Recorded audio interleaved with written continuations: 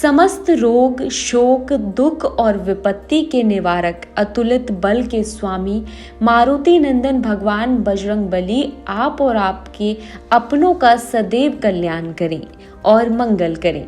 भगवान हनुमान शक्ति और बल के साथ बुद्धि के भी देवता माने जाते हैं। पर क्या आपको पता है, स्वयं हनुमान जी अपनी शक्तियों को भूल गए थे कि उनमें कितना अपार बल है। कौन है जिसने हनुमान को उनके अतुलित बल की याद दिलाई? आइए जानते हैं। सुंदरकांड के अनुसार जब सभी वानर सुग्रीव के आज्ञा अनुसार माता सीता को खोजने निकले थे तो दक्षिण में समंदर तट पर आकर रुक गए। समंदर तो विशाल होता है, आगे कैसे जाएं? सभी वानरों के सामने एक असंभव सी दिखने वाली चुनौती थी।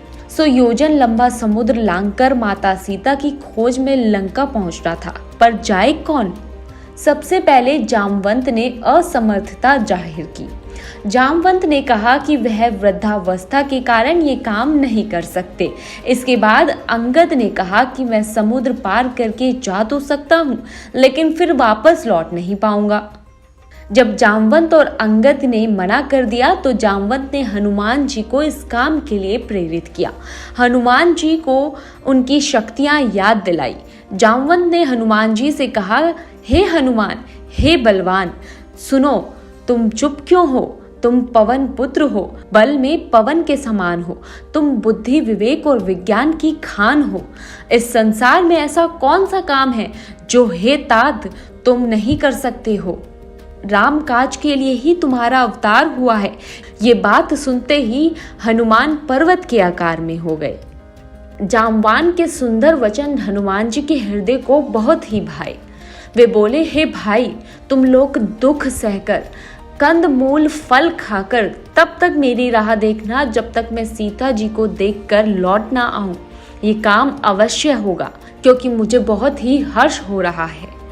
इस प्रकार हनुमान जी को अपनी शक्तियां याद आ गई। उन्होंने अपने शरीर का आकार विशाल कर लिया। आत्मविश्वास से भरकर हनुमान जी बोले कि मैं एक ही छलांग में समुद्र लांघकर लंका उजाड़ देता हूँ और रावण सहित सारे राक्षसों को मारकर सीता को ले आता हूँ।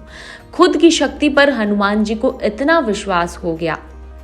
जामवंत ने हनुमान जी को शांत किया और कहा कि नहीं, आप सिर्फ सीता माता का पता लगाकर लौट आइए, हमारा यही काम है। फिर प्रभु श्री राम खुद रावण को संहार करेंगे। यह कहकर सबको मस्तक नवाकर तथा हृदय में श्री रघुनाथ जी को धारण करके हनुमान जी हर्षित होकर चले गए। हनुमान जी का समुद्र लांघना भी जैसे बच्चों का खेल था। रास्ते में सुरसा और सिंहिका नाम की राक्षसियों ने उनका रास्ता रोका, लेकिन उनका आत्मविश्वास कम नहीं हुआ। उन्होंने न सिर्फ अपनी शक्ति बल्कि भक्तों से तमाम रास्ते निकाले और राम काम को सिद्ध किया। और ऐसे ही धार्मिक जानकारियां जानने के लिए जुड़े रहिए हमारे साथ धर्म टॉक पर। धन्यवाद।